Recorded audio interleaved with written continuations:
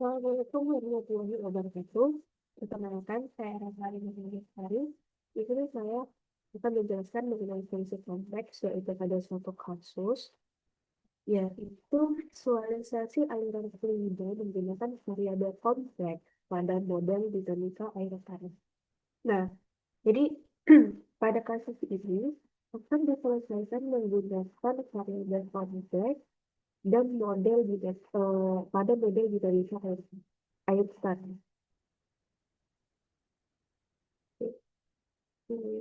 Gitu. Nah, di sini pendahuluan yaitu dinamika fluida mempelajari perilaku zat cair dan gas dalam keadaan diam maupun bergerak, serta interaksinya dengan benda lain. Salah satu aspek pentingnya adalah visualisasi aliran, termasuk pada model aliran air tanah. Nah, berbagai metode digunakan untuk memodelkan visualisasi ini. Salah satunya metode variabel kompleks yang akan kita bahas nanti. Metode ini efektif untuk menganalisis aliran fluida Newtonian, incompressible, dan aliran dalam media berflorin, karena memanfaatkan teori bilangan kompleks untuk memperoleh solusi aliran media dinamik tanpa harus menyelesaikan persamaan diferensial parsial. Nah, tanpa menyelesaikan persamaan diferensial parsialnya itu yang saya sekarang terus lanjut. Nah, ini ada visualisasi aliran fluida dengan variabel kompleks. Nah, fluida dapat diklasifikasikan berdasarkan sifat alirannya sebagai berikut. Yang pertama, itu aliran satu dimensi, dua dimensi, dan tiga dimensi. Nah, di mana satu dimensi ini perubahan aliran yang hanya pada satu arah. Dua dimensi itu perubahan terjadi pada dua arah. Nah, kalau tiga dimensi berarti alirannya berubah dalam tiga arah gitu. Besok satu dimensi satu arah, dua dimensi dua arah, dan tiga dimensi tiga arah. Nah, yang kedua itu aliran termanfaatkan dan tak termanfaatkan. Nah, yang termanfaatkan ini yaitu rapat massa fluida berubah. Yang tidak, maka rapat massa fluida itu konstan. Terus, yang ketiga, aliran tuna dan tak tuna. Nah,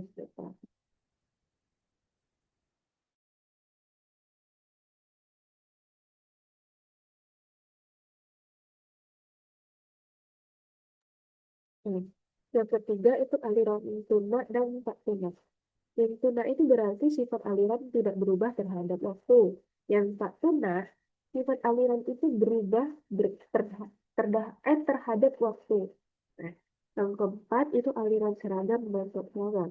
Seragam berarti komponen aliran tidak berubah terhadap jarak, dan tak seragam berarti komponen aliran berubah terhadap jarak. Kemudian, yang kelima itu aliran laminer dan turbulen. Laminer berarti fluida mengalir teratur dalam lapisan-lapisan yang tidak saling bercampur. Kalau turbulen, dia aliran yang tidak teratur, terjadi pencampuran dan pusaran, terjadi pencampuran dan pusaran, sehingga terjadi percepatan momentum antar lapisan. Nah, yang keenam, aliran viskus dan inviskus. Nah, viskus ini merupakan dipengaruhi viskositas sehingga mungkin tegangan geser dan kehilangan energi. Sedangkan inviskus diabaikan pengaruh viskositasnya sehingga tidak ada tegangan geser. Kemudian yang ketujuh itu aliran rotasi dan tak rotasi. Nah, kalau rotasi ini dia memiliki rotasi yang tidak nol. Kalau tak rotasi, rotasinya itu sama dengan nol. Jadi F-nya itu sama dengan nol. Nah, eh,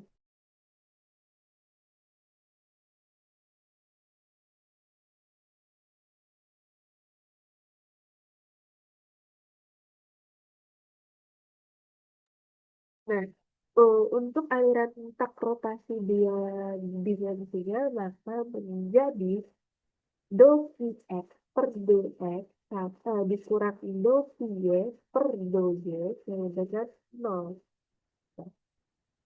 Nah, kemudian di sini eh, visualisasi potensial kompleks pada model air ini. Nah, di sini ada gambar satu. Gambar satu ada kita memulai. Kemudian kita melakukan kajian Mustafa. Setelah itu kita menentukan fungsi potensial kompleks Fz.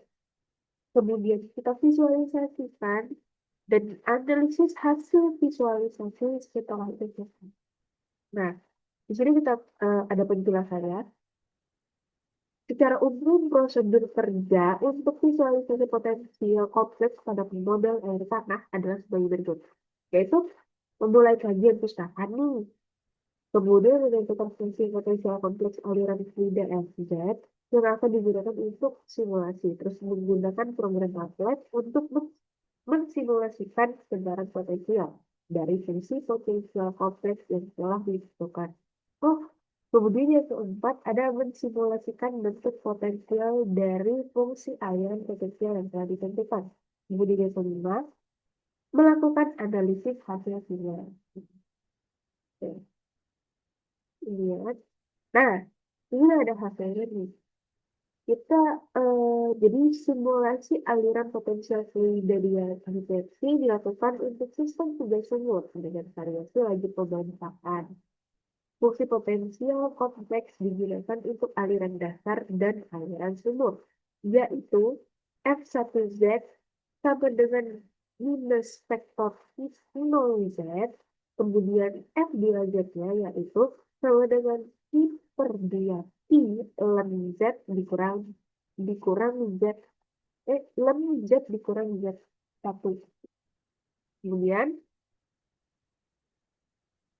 eh, eh,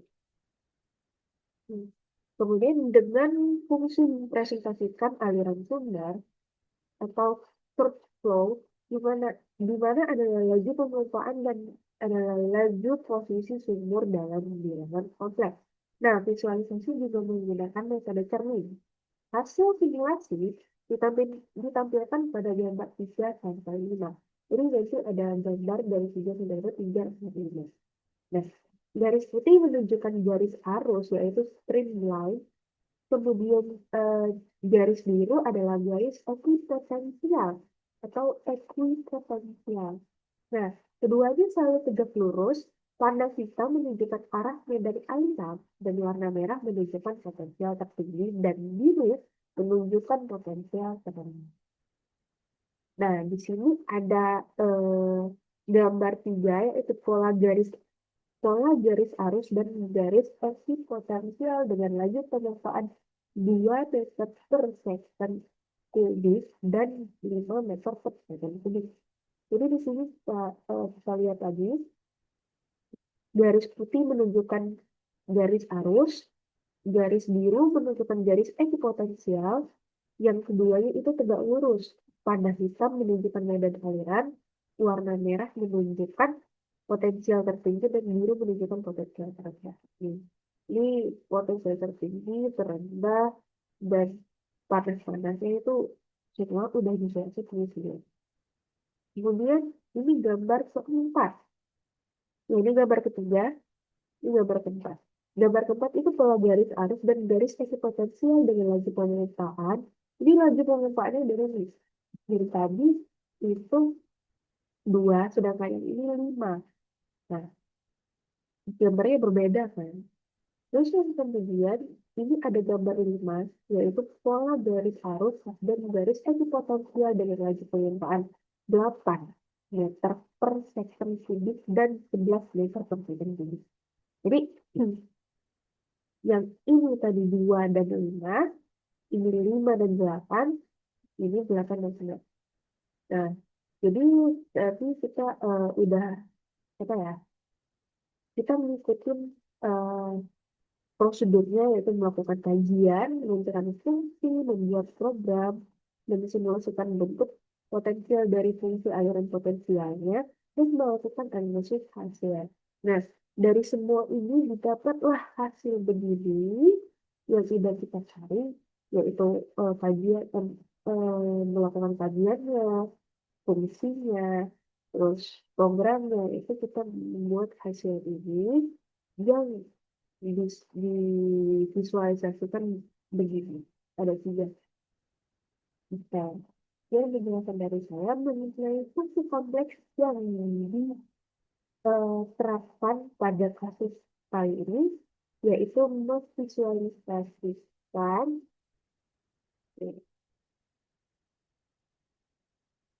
Nah, memvisualisasikan aliran fluida, yaitu menggunakan variabel kompleks pada model juga bisa dari tanah. Yang dijelaskan dari saya akan saya mohon maaf, kurang saya mohon maaf. Saya sering wassalamualaikum warahmatullahi wabarakatuh.